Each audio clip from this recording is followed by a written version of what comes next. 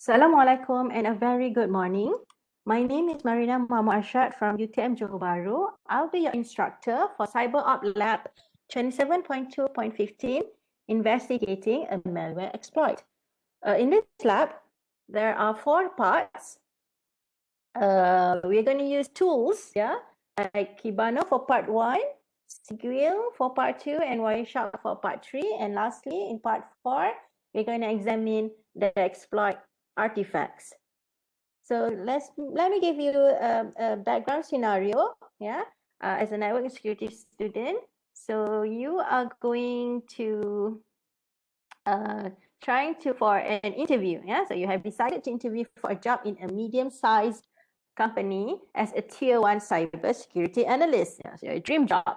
You have been asked to demonstrate your ability to pinpoint the details of an attack in which computer was compromised. So your goal is to answer a series of questions using the tools that I've explained before. So a few more details. You have been given, actually the event happened on January 2017 and discovered by SNOT, Network Intrusion Detection System. So you are going to use the Security Onion virtual machine as shown here on the left, the Oracle VM VirtualBox, and of course, so the first part, we're going to use Kibana to learn a malware exploit. So what we are going to do is we're going to open Kibana to help us as a cybersecurity analyst. Please log in using analyst as the username and password CyberOps. So let's wait for the Kibana to load. It might take a few times. Yeah, there you go. So what we're going to do is we're going to set an absolute time range to narrow the focus to log data. Yeah, because we suspect that the event happened on January 2017, so we must change the time to absolute range. So instead of the last 24 hours, we're going to click on that and we can change the relative absolute. So go to absolute and change to January 2017. And then ends also January 2017. As we know, it happens on January 2017. But when? We forgot to set the day. So from 1st January until January 31st, the last day of January 31st. And let's see. Click go. So you will see, give it some time. It will appear under there, total log count. Yeah. So a graph with a single entry, one dotted green line there. Okay, so we need to view more details. We want to narrow the amount of time that is displayed. What we can do is, we want to narrow and show a timeline like the graph. So click on that, instead of between 2017. So we want to know, okay, now you can see that it's between the timestamp, from 3 p.m. to 9 p.m., but it's after 9 p.m. So instead, what you can do is you can click and drag, select an area around the graph data point, and it will expand the dotted line to, that point. Okay. Let's do this few more, because we want to find a plot that resembles the one on your lab sheet. So you may need to repeat this process until you see some detail in the graph. So one more time, I think that should. So we have 1, we are going to do step 2, where we are going to locate the event in Kibana. So after narrowing the time range, we are going to go to the needs alert data dashboard, click on network intrusion detection system. So we're going to do the same thing. Yeah, we're going to zoom in on the event by clicking and dragging to further focus on the event time frame. So let's zoom in. Okay, so we have 147 needs event. So click on the first point on the timeline to filter for only that first event, yeah, as instructed in step C. So do that, click. Okay, now we're going to view the details for the event that occurred at that time. So let's scroll all the way down to the bottom of the dashboard until we see the needs alert section of this Kibana page. Maybe a bit more down. Yes, there you go. Yeah, so the alerts are arranged by time. So what we're going to do is we are going to expand the first event by clicking the pointer arrow there. And it will give us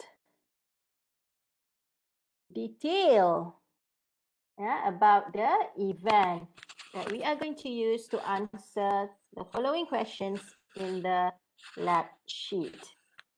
So the first question, what is the first detected needs alert in Kibana? So what do you think is the answer?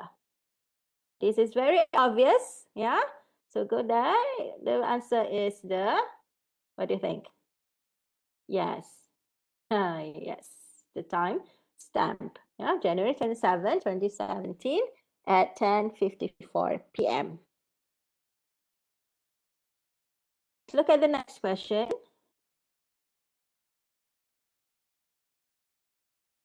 What is the source IP address in the alert? So just go back to Kibana and find source IP address. No, that is destination. So maybe a little bit down. Yes, yeah. One source IP address, 172.16.4.193. Next question, what is the destination IP address? So we saw that just now, go up. 194.87.234.129. What is the destination port in the alert? And what service is that? So just below that, you can see it is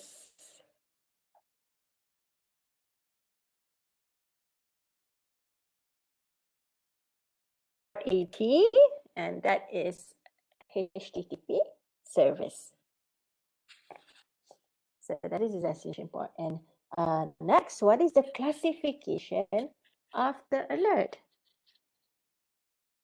What kind of activity? So this Kibana classified that thing as a Trojan activity.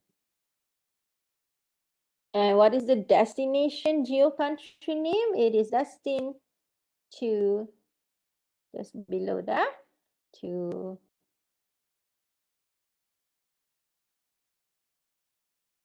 Russia. The country, Russia. So next, yeah, so for steps F, we are going to go to the signature info field and click on the link, yeah, and it will take you to emerging threats not alert rule for the exploit. So there are a series of rules shown, yeah. This is because signatures can change over time or new and more accurate rules are developed. So the newest rule is at the top of the page. There are a few more. So we are going to examine details of this rule. So look at the first question.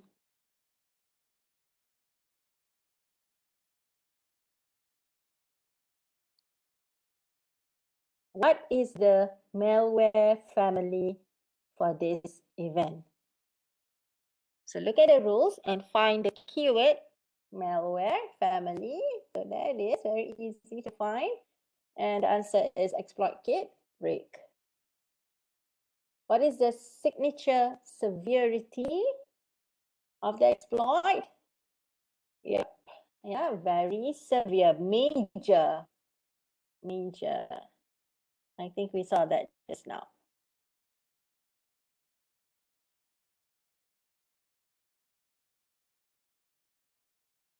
The severity.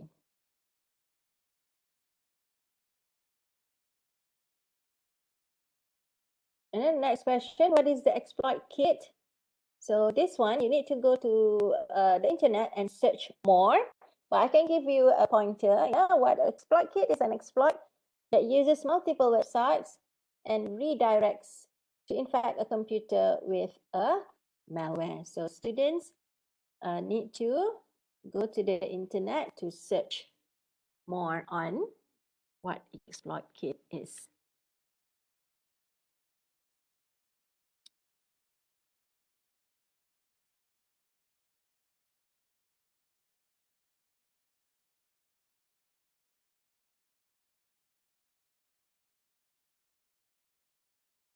So that's it on the emerging threats. So next, we're going to go back to Kibana and go find alert ID value. You see, no, this is not alert. We want the ID, and click on that. We will go to cap me. So wait for it to send request. So in this cap me window, you can see there the transcript from the session. It shows the transaction between the source computer in blue and the destination that are accessed by the source. So a lot of valuable information, yeah, including the link to the PCAP file that is related to the alert there.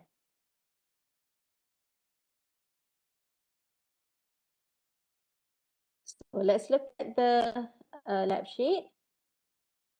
What does it ask to do? It asks us to examine, yeah, the first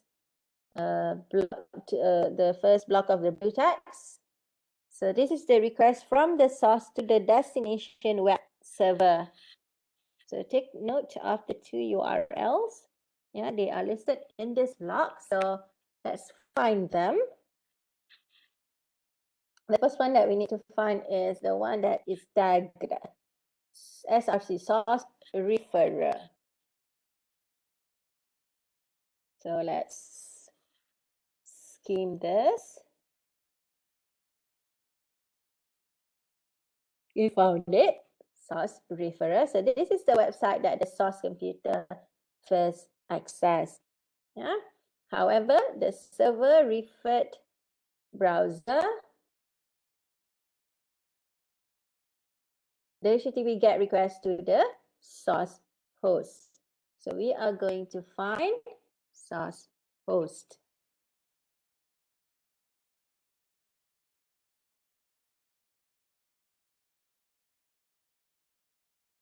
So what browser did the user intend to connect to? That one, yeah? homeimprovement.com. Next question. Yeah, what did the browser, what website did the, what URL did the browser refer to the user to? Okay, that one from the source host. And there are a few more questions. Okay, that is the answer for the source host, bandme.com. So the third question, yeah, what is the content? So please have a look at this CATME transcript, okay, and try to answer the question from the lab sheet. So let's close the CATME browser tab. We're going to go back to the needs alert to the Kibana and go to the find Zik hunting heading. And because we know that this is an HTTP source here, just now port 80, we are going to let's scroll up, find Zik hunting.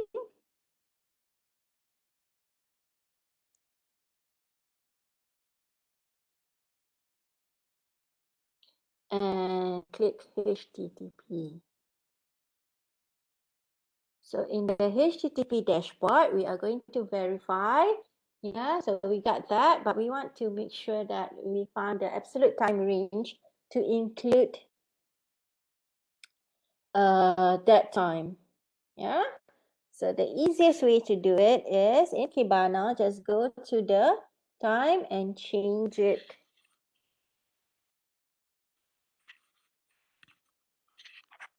Here. Yeah, to what? 543000 and then to 5600.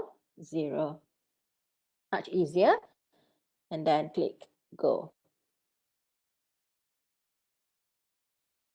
So let's scroll down to the HTTP site section of the dashboard because we are going to answer the question from the lab sheet.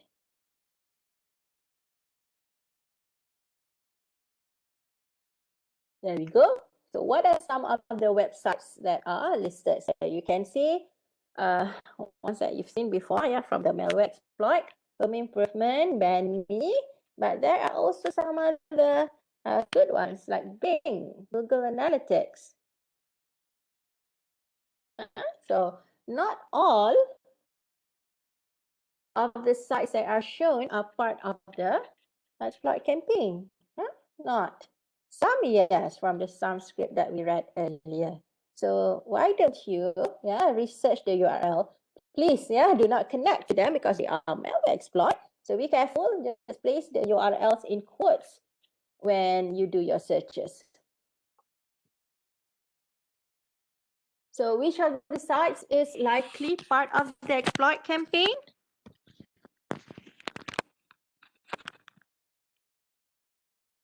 Yeah, home improvement, yep, BANME.